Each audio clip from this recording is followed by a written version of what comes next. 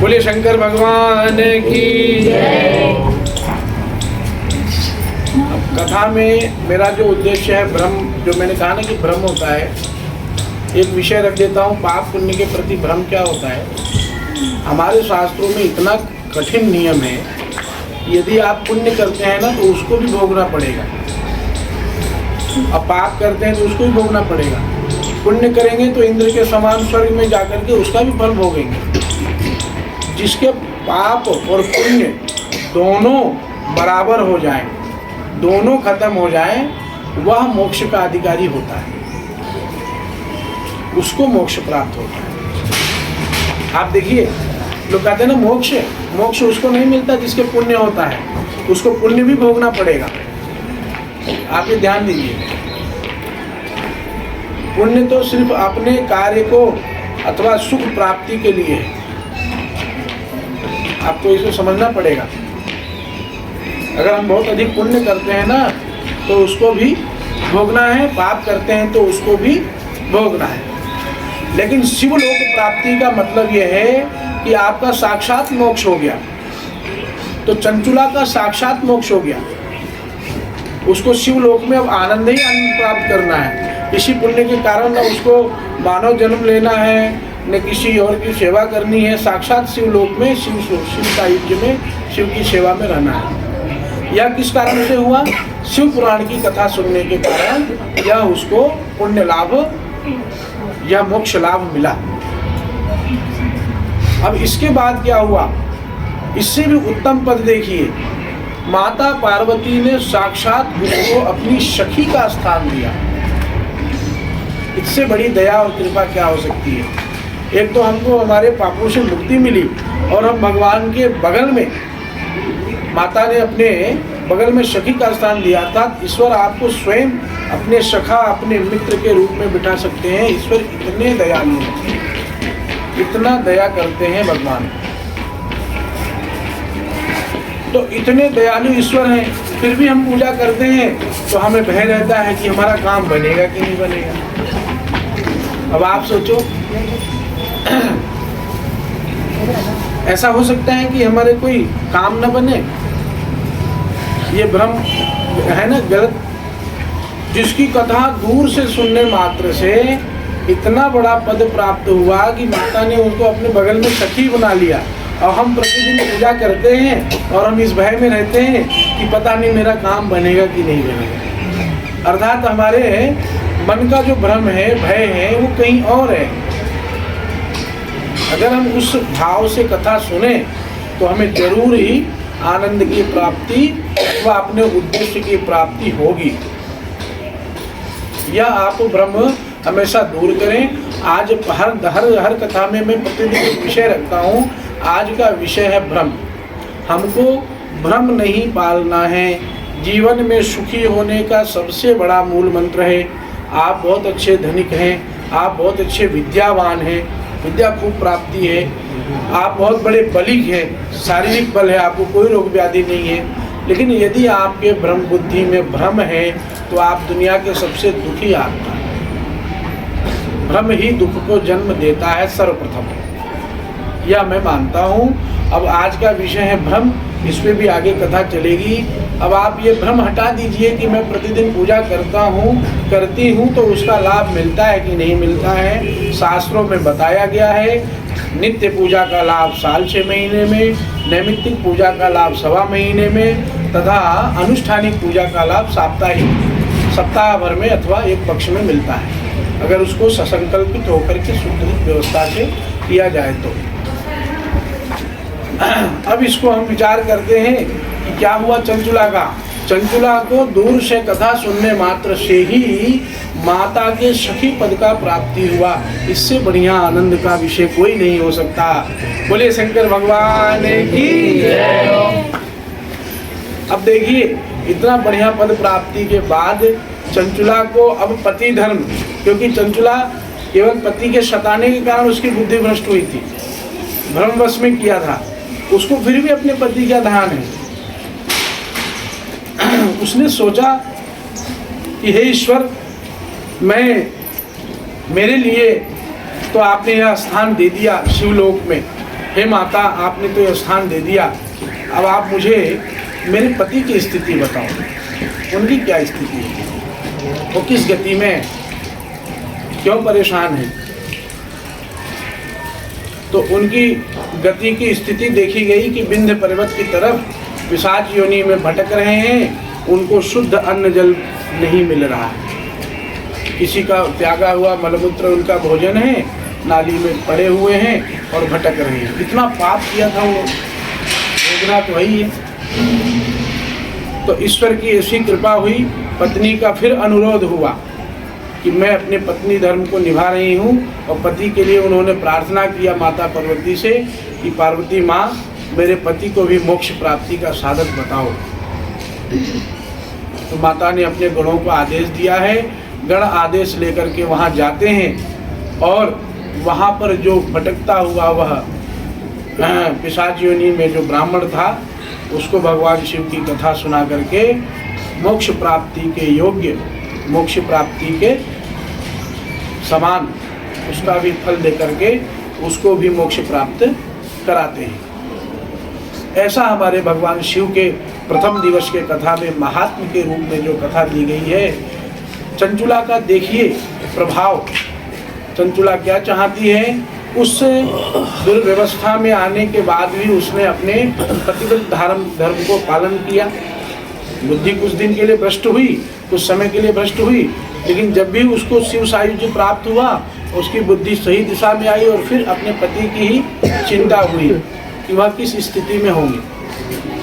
आज भी वही हमारे अंदर डीएनए है, वही हमारे अंदर स्वभाव में है कि कैसा भी गृहस्थी में दुख हो, लेकिन हर माताजी लोगों को यह ध्यान होता है कि हमारे पति किस स्थिति में है, क्या कष्ट है, उनको जरूर ध्यान देते हैं। यह हमारे यहाँ संस्कार है, और ये संस्कार पौराणिक संस्कार है, वैदिक संस्कार है, पुराण की कथाओं से चलती आ रही है। इस धर्म का पालन हमको करना चाहिए और भ्रम बिल्कुल नहीं करना चाहिए। भ्रम के ऊपर महात्म रूप में भगवान शिव की कृपा का एक छोटा सा निवेदन और कथा और भी आता है। एक बार और भगवान शिव का जयकारा लगाएंगे। बोलिए शंकर भगवान की जय।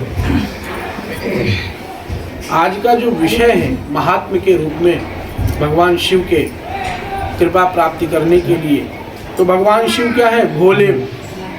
आज तक किसी देवता के आगे आपने सबके दयानिधि सुना होगा, लेकिन भोले भाले नहीं सुना होगा। बोला दया करने वाली बात अलग होती है, मतलब आप दयालु हैं, भगवान शंकर के अलावा और भी देवता दयालु हैं, दयालु होना अलग है, लेकिन सीधा साधा कौन है, भोला भाला कौन है, वह केवल भगवान भोले बाबा को ही कहा जाता है। ऐसा आपने सुना ही है कि सीधा साधा, स्वभाव में सीधा साधा, वह हमारे भगवान शंकर जी हैं, भोले बाबा हैं। अब भोले बाबा कितने भोले हैं उसके ऊपर एक कथा आपको बताते हैं। कितने भोले, जो मांगो सो दे देते हैं, आपको अवश्य दे देंगे। अब कैसे दे रहे हैं, क्या दे रहे हैं, इस पे आप ध्यान दीजिए।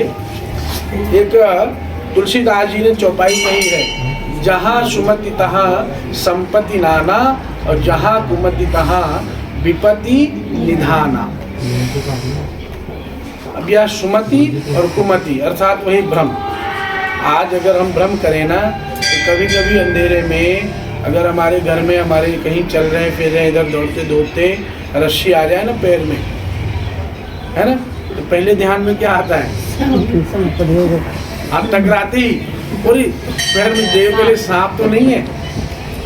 तो ये क्या है, ये भ्रम है ना, क्योंकि हमारे अंदर पहले से भय बैठा हुआ है। तो मेरे जो कथा का उद्देश्य, मैंने कहा कि हमारे जो पूजा प्रतिष्ठा हम रोज पूजा पाठ करते हैं और हमारे अंदर जो शंका और भय रह जाता है, ये जल चढ़ा रही हूँ, पता नहीं लाभ होगा कि नहीं होगा। पूर्ण श्रद्धा को कैसे जोड़ना है, आत्मा और मनस को कैसे जोड़ना है, इस कथा से आप समझोगे और इन कथाओं से आपको ये लाभ मिलेगा। पहले इस कथा का आनंद लेते हैं व्याख्यान रूप में कि सुमति और कुमति के ऊपर एक कथा है कि भगवान शिव जो है एक भक्त, ब्राह्मण भक्त के प्रसन्न होकर के, पूजा द्वारा प्रसन्न होकर के वरदान देते हैं कि तुम 3 वर मांग लो। एक भक्त थे ब्राह्मण देवता, और खूब तपस्या करने के बाद भगवान खुश हुए और वो बहुत ही निर्धन थे। तो उनको क्या कहा भगवान ने, 3 वर आप मांग लीजिए। 3 वर मांगने के लिए उन्होंने विचार किया। तो पंडित जी जो ब्राह्मण देवता थे ना, वो पत्नी देवी से बड़ा डरते थे, बिना उनसे पूछे कोई कार्य नहीं करते थे कि उनसे पूछेंगे तब करेंगे। तो उनको ये भय आया कि अभी मैं 3 वर मांग लूँ और घर जाऊँगा तो पति ने कह दिया कि कहीं ये चीज़ रह गया, तुमने ये क्यों नहीं मांगा, इतना बढ़िया अवसर था, तब क्या करूँगा। तो शंकर जी के सामने हाथ जोड़ के खड़े हो गए, शंकर जी ऐसा है, मुझे थोड़ा टाइम दे दो, थोड़ा सा समय दे दो, तो मेरी पत्नी है उससे पूछ लूँ क्या मांगना बाकी है, क्या मांगना रह गया है। तो ये मांग करके और वो कर लेंगे, वो पूछ लेंगे पत्नी से, परिवार में सलाह लेंगे। अपन भी ऐसा करते हैं ना, कोई अवसर मिले हैं, अभी कोई बात हो तो हम करते हैं ना कि परिवार में सलाह लेंगे तब करेंगे। पंडित जी ने यही कहा कि परिवार में सलाह ले लेंगे तो हम ऐसा कर देंगे। शंकर जी ने कहा अच्छा ठीक है, ऐसा करो, अब तुम हमारे वर्ग को ऐसा कह रहे हो तो अगले दिन सुबह उठ करके जो तुम सोचोगे वही तुम्हारा पूरा हो जाएगा, ठीक है, जो भी तुम सोचोगे वही तुम्हारा पूरा हो जाएगा। इन्होंने भगवान का खूब सुंदर भजन किया, भगवान को प्रणाम किया और प्रणाम करके बोला शंकर जी ठीक है, जो आपकी इच्छा, हम सुबह उठ करके जो सुनेंगे जो सोचेंगे वो पूरा हो जाए, यही हम आपसे मांगते हैं। भगवान ने कहा एवं मसीह, 3 वरदान हैं और तुम जो सोचोगे वो पूरा हो जाएगा। अब यह आए और इन्होंने पत्नी से बताया, बता करके उनका एक बालक भी था, उस बालक से भी बताया कि देखो हमको 3 वर मांगने का अवसर प्राप्त हुआ है और हम लोग प्रतिदिन अगले दिन जब सुबह उठेंगे ना तो अच्छी अच्छी बातें सोचेंगे, तो ढेर सारा धन हो जाए, जो जो चीज़ कमी है उसको मांग लें, सोच लें। तो परिवार में सबके सहमति से ये हुआ कि अब सोते हैं, अगले दिन उठेंगे। तो पंडित जी अतिग्रस्त आदमी सुबह उठे और भगवान का नाम लेने लगे। एक बार हम लोग भी ले लेते हैं, अभी कहा ना, सभी लोग बोले शंकर भगवान की जय। सुबह उठे, अपने भगवान की पूजा करी, गणेश जी भगवान की पूजा करी, हनुमान जी की पूजा करी, शंकर जी की पूजा करी, और पूजा करते ही तुरंत अपनी ड्यूटी पे चल लिए। भूल गए क्या मांगना है, भूल गए। किसी जजमान का फोन आ गया होगा, जल्दी जल्दी में बग गए। लेकिन भगवान ने कहा था कि जो सोचोगे वो पूरा हो जाएगा। पंडित जी चल दिए, बालक भी उठा, उठ करके नहाया धोया और स्कूल चला गया।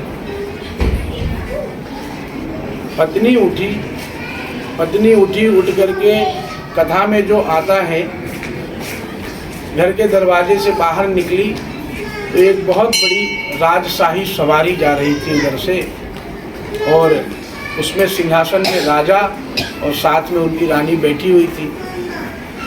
रानी के खूब ढेर सारे गहने लदे हुए सोने के, हाथ में पैर में। अब माता जी लोगों की पहली इच्छा, अब वो माता जी भी की पहली इच्छा आ गई कि इस भगवान जितना इसके सोने गहने लदे हुए हैं, काश में इसकी तरह रानी होती।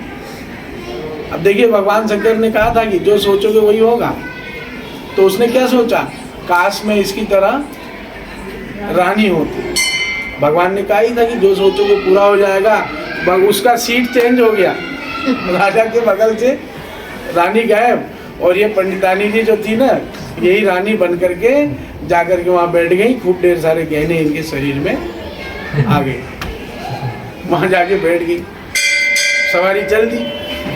अब थके हारे पंडित जी दोपहर में आए, आने के बाद चिल्ला रहे हैं, पंडितानी जी कहाँ हो, प्यास लगी है पानी पिलाओ, पंडितानी जी कहाँ हो, प्यास लगी है पानी पिलाओ। अब पंडितानी जी रहेंगी तब ना, पंडितानी जी तो है नहीं। अब पंडित जी को तब ध्यान आया भगवान शिव के, वरदान का। ओहो, पंडितानी ने तो हमारे साथ धोखा कर दिया, कुछ तो बात है। पंडितानी यहाँ से गायब है। बालक भी आ गया, तो बालक को ये दृश्य वहाँ पर लोगों ने बता रखा था कि हमने ऐसा चमत्कार देखा कि पंडितानी जो है वहाँ रानी की जगह पे आ गई, और वो तो गई राजा के साथ। अब भगवान ये ब्राह्मण देवता को क्रोध आ गया। अब देखो, क्रोध कहाँ करना चाहिए नहीं करना चाहिए, इसके भी भगवान शंकर ने बताए हैं। भगवान शंकर को क्रोध नहीं आता है, एक ही बार आता है, कभी कभी आता है, और उतना बड़ा क्रोध आता है कि उतना बड़ा किसी को नहीं आता है, पूरी सृष्टि को लय विलय कर देते हैं। तो भगवान शंकर की आशीर्वाद दिया हुआ था कि जो सोचोगे पूरा हो जाएगा। ये क्रोध के मारे मुंह से बोल पड़े, हे भगवान, ऐसी पत्नी से तो बढ़िया ये कुतिया ही हो जाती। क्रोध में देखो आदमी गुस्से में बोलता है। पंडित जी को ये नहीं रहा कि मेरे वचन है मेरे मुंह से निकलेगा पूरा हो जाएगा। अब भगवान शंकर ने ऐसा किया कि तुरंत जो है इनका जो बोला हुआ लग गया, और वो पत्नी सामने कुतिया के रूप में उपस्थित हो गई। बोलो शंकर भगवान की जय। अब आप बोलिए, क्रोध में कोई वचन नहीं बोलना चाहिए, कितना बड़ा दुष्प्रभाव। अब वो छोटा सा बालक रोने लगा कि माता पिता क्या कर बैठे, एक को लोभ ने बर्बाद कर दिया, एक को क्रोध ने बर्बाद कर दिया। एक को उसको उसकी माता को लोभ हुआ धन का, और उनको क्रोध हुआ। फिर वो शंकर जी के सामने हाथ जोड़ करके प्रार्थना करने लगा कि हे भगवान शंकर, मेरी माता जी का मूल स्वरूप दे दो, माता के बिना हम कैसे रहेंगे। तो तीसरा वचन उसका भी था, उसने ही प्रार्थना करके तीसरे वचन से अपनी माता को प्राप्त कर लिया। यहाँ पर क्या है, कुमति हुई, 3 वर नष्ट हो गए, बर्बाद हो गए, कोई भी लाभ नहीं मिला। कई बार हमारे जीवन में अवसर आते हैं, बहुत से अच्छे तिथि व्रत आते हैं, जब उसका लाभ लेना होता है हमको लोभ या क्रोध आ जाता है। हमने 5 सोमवार कर लिया, 10 कर लिया, और 11वें में गलती कर बैठे, कोई ना कोई लोभ कर बैठे। और दोष किसको देते हैं? भगवान को। भगवान ने तो अपनी जगह 3 वर दे दिए ना, खुश होकर के 3 वर दे दिया। तो वो दोष हमको नहीं करना है। दैनिक जीवन में हम पूजा पाठ करें ना, तो हमको घबराना नहीं है यार, हमको 15 सोमवार हो गए, 16वें में हमारा काम होना चाहिए। हमको उससे बचना चाहिए, भक्ति भाव में इन चीज़ों को नहीं लाना चाहिए। तो अब क्या हुआ, 3 वरदान नष्ट हो गए। अब ठीक इसके उलट आप देखिए, ठीक इसके उलट, जिसकी बुद्धि सुमति में है, जिसकी बुद्धि सही दिशा में है, वह एक ही वरदान को 3 वरदान के समान फल ले सकता है। एक ही अवसर को अंत मतलब अच्छी तरह से उसका लाभ ले सकता है। छोटी सी इसी में एक बात है, एक बुढ़िया दादी को न पोता था, बहुत दुखी थी, उनकी संतान आगे नहीं बढ़ रही थी, वंश परंपरा, और गरीबी इतनी थी कि खाने को नहीं थे, और उस बुढ़िया दादी को दिखाई भी नहीं देता था। देखो, गरीबी भी है, आंखें भी नहीं है, और आगे वंश चलाने वाला संतान भी नहीं है, बहुत दुखी। क्या करें, भगवान की सेवा में लग गई। हम सब लगते हैं, रोज लगते हैं, कुछ ना कुछ मांगने की इच्छा रही जाती है, चाहे हम हो चाहे आप देखो ना, कोई इच्छा पूरी हो जाए ना, 1-2-5 दिन बाद फिर एक सूल इसमें आ जाएगा। मान लो हमने कोई बड़ी इच्छा रखी ना, कार खरीदने की, शादी होने की, फिर कोई ना कोई इच्छा आ जाएगी। शादी हो जाएगी तो ये होगा कि बच्चे हो जाए हमारे बच्चों को, तो आपके बच्चों की शादी हो जाए तो फिर अगली इच्छा क्या रहती है? पहले तो शादी, हे भगवान मेरे बच्चों की शादी हो जाए, मेरे बच्चों, फिर अरे भगवान शादी हो गई, अब तो बच्चे हो जाएंगे, फिर एक इच्छा आ गई दिमाग में। तो इसी तरह से देखो, उनकी इच्छा समाप्ति का विषय नहीं हो रहा था, उनकी भी इच्छा थी, आग भी नहीं है, गरीब भी हैं, और पोता भी नहीं है। भगवान शंकर की अथाह तपस्या करी, हर सोमवार प्रदोष को जल चढ़ाया, भगवान शंकर को खुश किया। खुश करने के बाद भगवान वहाँ पर प्रकट हुए। अब भगवान यहाँ क्या कर रहे हैं? भगवान ने 3 वर देने को नहीं कहा। भगवान ने कहा 1 वर मांगो कोई। भगवान जानते थे इसके पास सुमति है। भगवान ने 3 वर का अवसर नहीं दिया। जिसको 3 वर्ष का अवसर दिया वो तो बर्बाद कर दिया। इनको कहा 1 वर मांगो, 1 वर। अच्छा, बुढ़िया दादी ने कहा कोई बात नहीं, शंकर जी मुझे कुछ मत दो, मुझे तो आप एक ही चीज दे दो। एक ही क्या? कुछ नहीं, बस सोने के कटोरे में खाते हुए मेरे पोते को मुझे देखना है। हम आपसे कुछ नहीं मांग रहे, हम तो आपसे एक ही चीज मांग रहे हैं भाई, हमारा जो पोता है ना, इसको हमको सोने के कटोरे में खाते हुए देखना है। आप तो इतना ही दे दो। बोलो शंकर भगवान की जय। क्या बात है, क्या बात है। सुमति का प्रभाव देखिए, आप सुमति का प्रभाव देखिए। अगर हमारी बुद्धि में लोभ क्रोध नहीं आ रहा है, हम थोड़े दिन और शांति से सांत्वना से बैठ जाते हैं, तो कितनी बढ़िया एक ही लाइन में सारी बात पूरी हो रही है। उसकी आँख भी मिल रही है, उसको पोता भी मिल रहा है, और सोने के कटोरे में कौन खाएगा? गरीब आदमी तो खाएगा नहीं। अभी आज के समय में सोने का कटोरा मतलब कई 1 करोड़ 2 करोड़ रुपए है ना। देखो सुमति का क्या लाभ है। भगवान भी खूब मुस्कुराने लगे और इसने कहा कि हाँ, ये भोले बाबा की असली भक्त है, इसको पता है कैसे प्राप्त करना है ईश्वर की कृपा। ईश्वर की कृपा प्राप्त करने के लिए बुद्धि भी सुमति में होना चाहिए। इससे भी बढ़िया है, आप जाओ मंदिर ना, आप सबसे पहली लाइन तो ये कहो कि भगवान हमको सुमति दे दो। हमारी बुद्धि बस भ्रष्ट ना हो, फिर तो हम आपसे कभी भी बुढ़िया दादी की तरह मांग ही लेंगे, कभी भी मांग लेंगे, आपको तो उलझा लेंगे। आप भोलेनाथ हो, आप तो कुछ भी दे देते हो। आपने सोने की लंका ही दे दी पूरी। 1 कटोरे की क्या बात है, आपको पूरे सोने की लंका जो इतना मन से बनवाया, माता के लिए बनवाया ना, पार्वती जी के लिए, तो आप तो पूरी सोने की लंका देकर बैठे हो। ऐसे ही बैठ जाते हो कैलाश में, न खाने की शुद्ध न पहनने की शुद्ध। तो भोलेनाथ से मांगने का सबसे सुदृढ़ ये है कि आपके विचार यदि शुद्ध हैं तो देखो भोले बाबा आपको सब दे देंगे, अपना दे देंगे, अपना दे देंगे। अपनी आयु तक उन्होंने मार्कंडेय जी को दी है।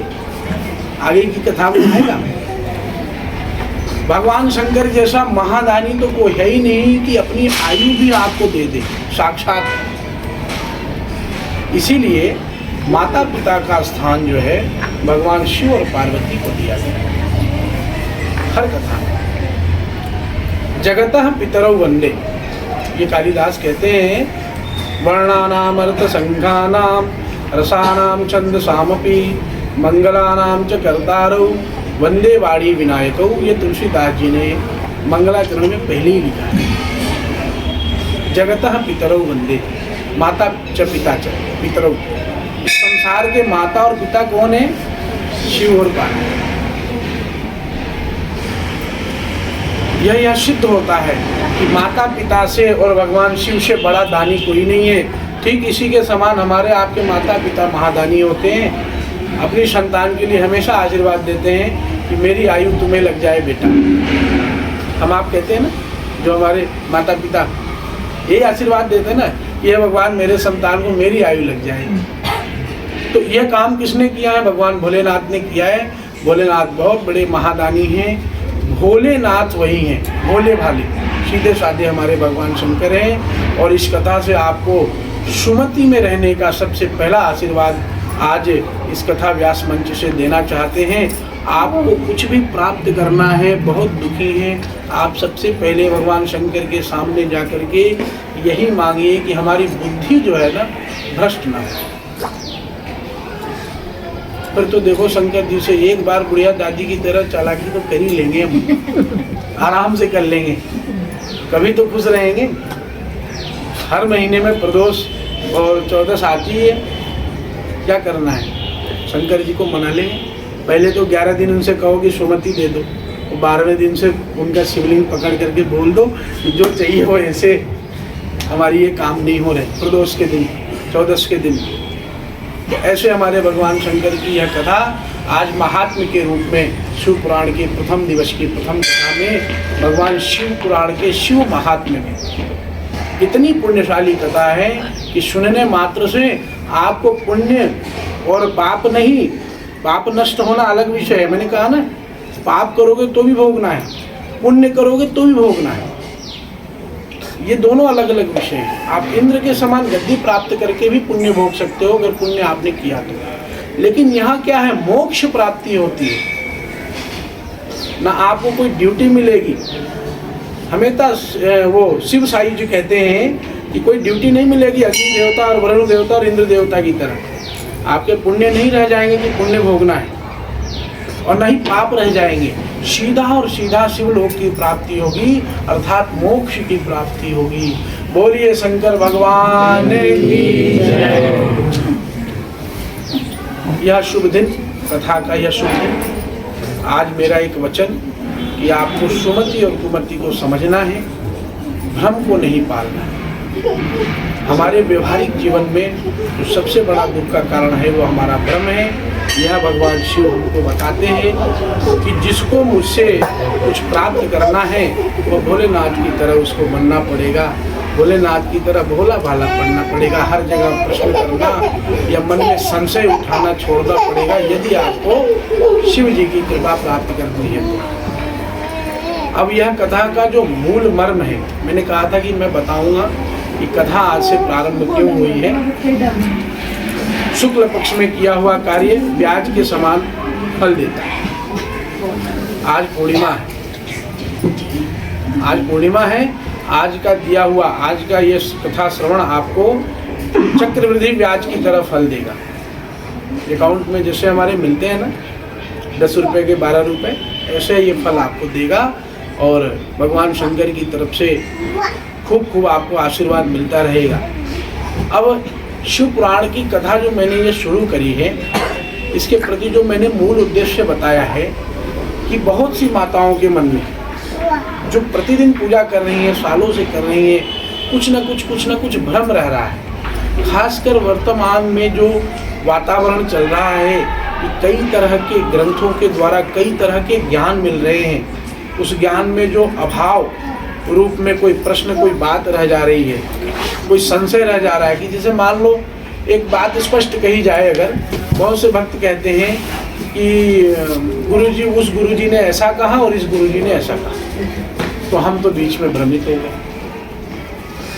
तिथि मुहूर्त निर्णय अलग विषय है, पूजन पद्धति को बता रहा हूँ कि पूजा पद्धति में भी कई ऐसे विषय आ रहे हैं। आपको एक शब्द दे देता हूँ, भगवान शंकर को जो मैं मानता हूँ वो कहता हूँ भगवान शंकर हृदयेश है। हृदयेश, हृदय माने हृदय, और हृदय के स्वामी हृदयेश। जो शक्ति है, जो माता पार्वती है, ये तो मैं मानता हूँ, इनको मानता हूँ बुद्धि। समाज में ये गलत धारणा पहले कुछ दिनों तक बनी थी या कभी कभी बनी रहती है कि मात्र शक्ति के पास बुद्धि कम होती है, एक मजाक का विषय लोग बनाते हैं। अब मैं अपनी कथाओं में सिद्ध करता हूँ कि नहीं, बुद्धि तो माँ ही है जो बचपन से गुरु रूप में हमको बुद्धि देती है। सबसे पहले आपको अगर किसी ने बुद्धि दी है ना, तो माँ ने दिया है, तो शक्ति ही बुद्धि है। और हृदय कौन है? यहाँ ये शक्ति है ना, शक्ति यहाँ है, गायत्री का वो जो अधिष्ठान कहते हैं, शक्ति यहाँ है और यहाँ बैठे हैं शिव। तो मैं भगवान शिव को हृदयेश मानता हूँ। आपको एक ही शब्द से स्पष्ट हो जाएगा आपको क्या करना है। आपको स्वयं को हृदयेश बनना है, अर्थात शिव की कृपा प्राप्ति के लिए शिव की तरह सारे छल कपट के भाव को, अर्थात संशय के भाव को, भय के भाव को त्यागना पड़ता है। आप एक लोटा जल चढ़ाना आपका तभी सफल होगा जब आप धीरे धीरे धीरे धीरे भगवान शिव की तरह स्वयं को बना लेंगे। मेरा ये मानना है, आप उनकी तरह हो जाइए। आप किसी विषय को व्यर्थ चिंता में मत लीजिए बहुत ज़्यादा। जब हम शिव मंदिर पहुँच ही गए ना, भगवान के सामने पहुँच ही गए ना, अगर हम बहुत चिंता करेंगे कि भगवान ये हो रहा है कि नहीं, पहले आप वहाँ पूर्ण समर्पण दिखाइए, आपका काम अवश्य बनेगा। मैंने तीनों प्रकार की पूजा पद्धति थी बता दी, नित्य, नैमित्तिक, अनुष्ठानिक। नित्य जो हम एक लोटा जल चढ़ाते हैं, इसका फल मिलेगा हमको 6 महीने साल भर में। यह लिखा है शास्त्रों में। जो हम तिथि मुहूर्त पूजा निर्णय करते हैं, मैंने कहा ना शिवरात्रि, जन्माष्टमी और ये जो तिथि मुहूर्त के आते हैं, जो व्रत, एकादशी, प्रदोष, सोमवार, इसका फल लिखा हुआ है 1.25 महीने में। कुछ दिन इधर उधर हो जाए, भगवान के कुछ हमारे पाप इधर उधर आड़े आ जाए तो अलग विषय है। और जो अनुष्ठानिक, जो आप किसी जाप, पूजा, अनुष्ठान, महामृत्युंजय जाप इत्यादि जो कराते हो, इसका फल शास्त्रों में लिखा है 1 सप्ताह में प्राप्ति का लिखा हुआ है। अब कुछ विषय रह जाते हैं, कोई विषय उसमें रह जाता है, कोई बात रह जाती है तो अलग विषय है।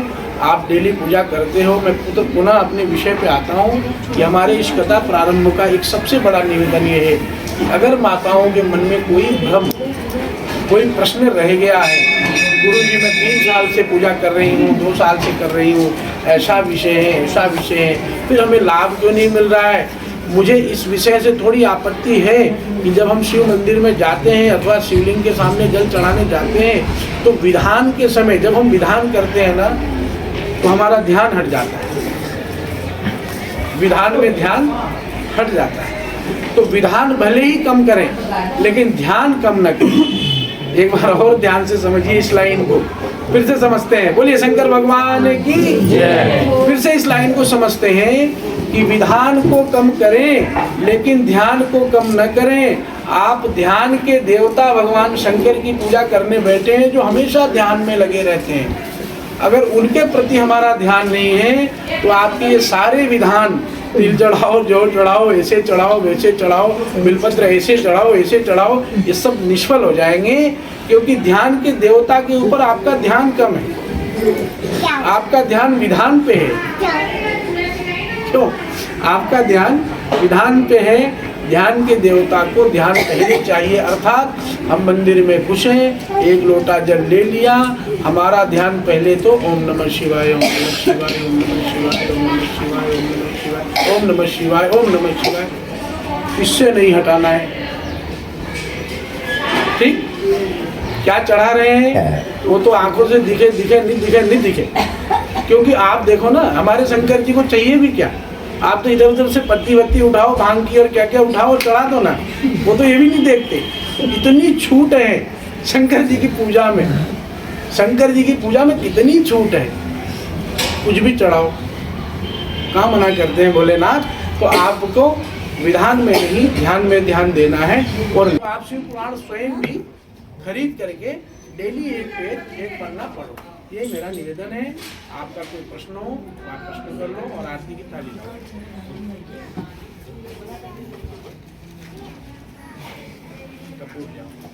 आपके पूजा संबंधित जैसे आप लोग डेली पूछने आते ही हो, गुरु जी ये नहीं, ये रह गया, वो रह गया, तो कोई बात नहीं, पूछ लो, आरती करें, निश्चित समय मिलता रहेगा। तिलक करें, जलाओ ना लाइट। सावधान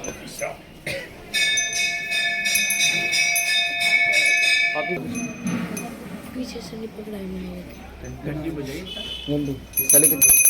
ओम जय शिव ओंकारा, हर शिव ओंकारा, ब्रह्मा विष्णु सदा शिव, भोले भोलेनाथ महादेव, हरदांगे दारा, ओम हर हर हर महादेव। एकानन चतुरानन पंचानन राधे, भोले पंचानन राधे, अंतासन गरुड़ासन वंचासन गरुड़ासन भगवान राधे, हर हर हर महादेव। कानन चार चतुर्भुज दश भुजति सोए, बोले दश भुज सच सोए, तीनों रूप नमो